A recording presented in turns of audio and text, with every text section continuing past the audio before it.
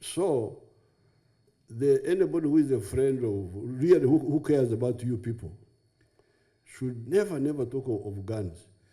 When I came to Karamoja to campaign for UPM, we took part in the campaign, although we knew they were going to rig, but we knew what we would do. When I came, what is the population of Karamoja? 190,000.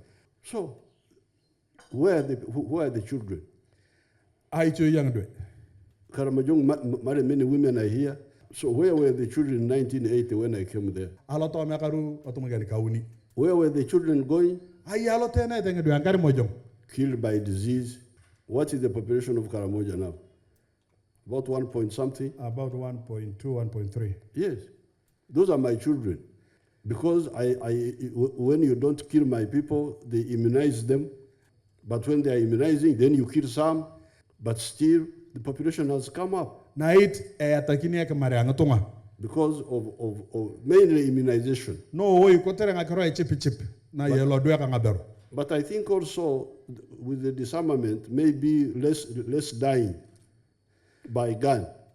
Now, after we removed the guns from 2007 to 2018, there was peace in the whole of Karamoja. Because you see, the money we are squandering with the army, fuel, bombs, that's money which should be helping you to make dams. You have seen some of the few dams we have done, and you have seen how much they help people. So when they get this, what do you call development in Karamoja? So when there is some little Akitopol, all these fellow come and gather there, even the Turkanas. So if you see that this little Akitopol can help you, why do you divert us by forcing us to squander money on bombs and bullets and for you go and steal cows? They have got all sorts of sicknesses. So you are not stealing just cows, you are also stealing sicknesses. So the big number of cows is in areas which are peaceful. So therefore, if you say that you like cows, that you want Akipolu, you must stop this business of stealing cows. And you must stop forcing us to squander money, because that money can be used better for your benefit.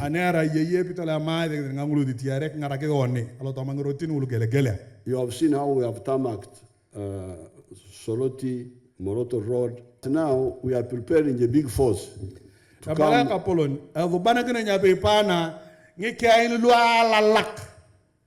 to come and really fresh, like we did at the beginning of the disarmament. But the question is, why all this?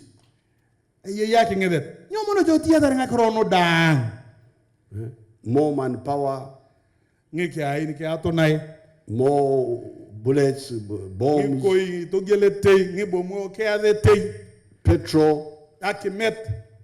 Your Excellency, we have come to appeal to you if you can grant these people amnesty. Even Lopusto, who was killed recently, had reached a point where he had called me to say, Honorable, help me, I don't want to die. Can I bring my gun to your home and you take? I said, well, let me first find out. I called the division commander, General Balikudembe. I said, yes, if Lopustom is ready to bring his gun, we will even receive his gun and set him free. Why is it important to do that, Your Excellency? Because a majority of them, even those who have been put out of action, had recruited the teams behind them, who now are wallowing in the bush like when the LRA war ended. The children who were born and grew up into the force remained in the bush because they belonged to no tribe. Our people have also said, if it was not for this unfortunate mishap on the iron sheets, they were saying that the best thing, Your Excellency, you would do is, if they are iron sheets, bring them to each of these barracks. Let it be in Kabong. As somebody brings his gun, he goes with his iron sheets. Then when he goes to the village, everyone says, hey, human, how did you buy? He said, no, I took back my gun, and I was given my iron sheets, and I'm back home to start the transformation process.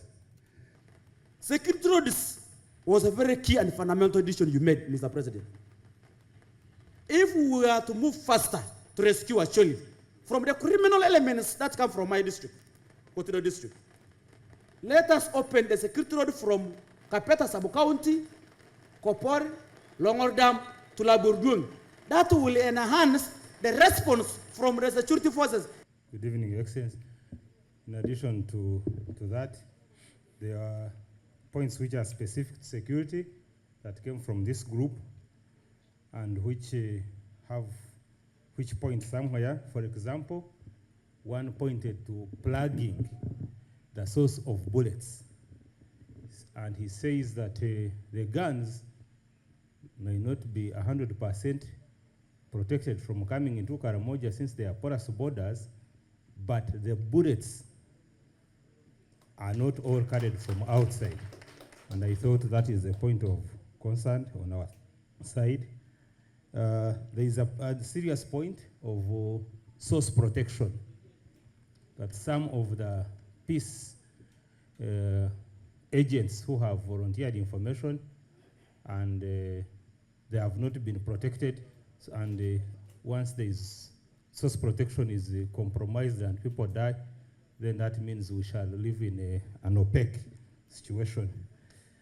There are two important points that are not specifically to physical security, but one is overarching, and that is hunger. It was repetitive that this hunger is even creating other sorts of crime, like ambushing vehicles and even going to disrupt the urban centers, which means that we need to look beyond the traditional security of disarmament. I look forward, sir, to come closer to them, to work with them, and be able to fill that gap that has created the insecurity in the region. And with that, we are optimistic that we shall find, working with them, we shall find a solution to ensure that the region becomes peaceful, Your Excellency. So therefore, I want to appeal to you to take these messages to those boys, those young people, that please bring back the guns voluntarily. The neighbors having guns, Turkana, South Sudan, and so on. I think where the army has a weakness is not responding, not developing the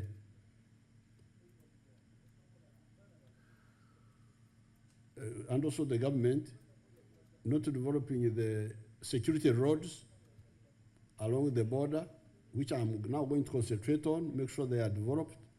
Security roads along the border, but also within, as you are saying,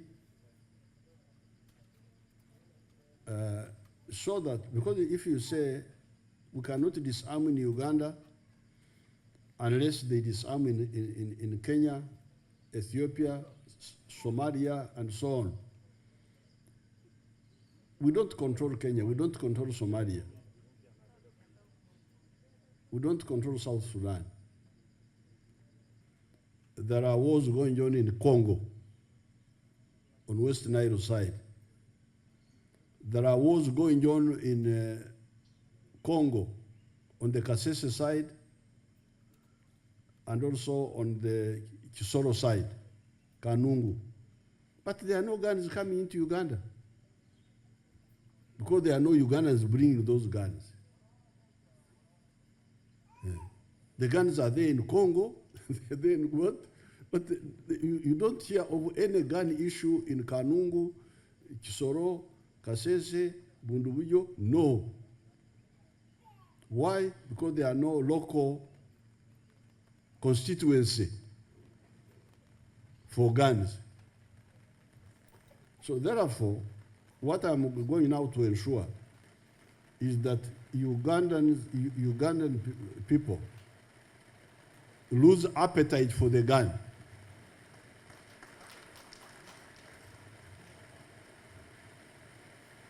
I am going to supervise these operations myself so that if a rustler sees a gun, even if it is lying down here, he will not touch it. In the peace pacification arrangement, disarmament, which we celebrated twice in Karamoja while alive, while 1954, during the time of the colonial regime. Surprised when it re-emerged again. The neighbors are crying. I understand why it is so. Reflect and see that there is a gap, some security in Karamoja. During this NRM government, I'm 63 years old, almost next year. Now, I had a belief, and I used to tell the people, as we speak, as we stand here, Karamoja is a coin, 500. 500. The people of Lango clapping their hands and thanking you. That gap, the gap I'm saying in particular is in my house, yes, and their money was entering, and they were not, I think you are still saying something, Your Excellency.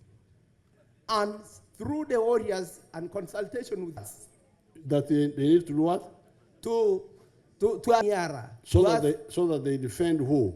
So that they can help us. The incentives were what? The incentives were good. It was again sabotage. Okay, but that one is cured. Already resulted in impoverishing the people and support. And we have lost several of them. Yeah. He said that these are sticks that facilitate driving of cows during the raids. The other one is about the compensation of stolen animals. Ask Kabong district. The people in my gate waiting for me to give them something to eat because they have not eaten. I go to my office and we just leave the animals go like that. In GA, the moment the animals leave Kabong, they say they are followed. The story which I was told by Remigio. Yes, about the young man called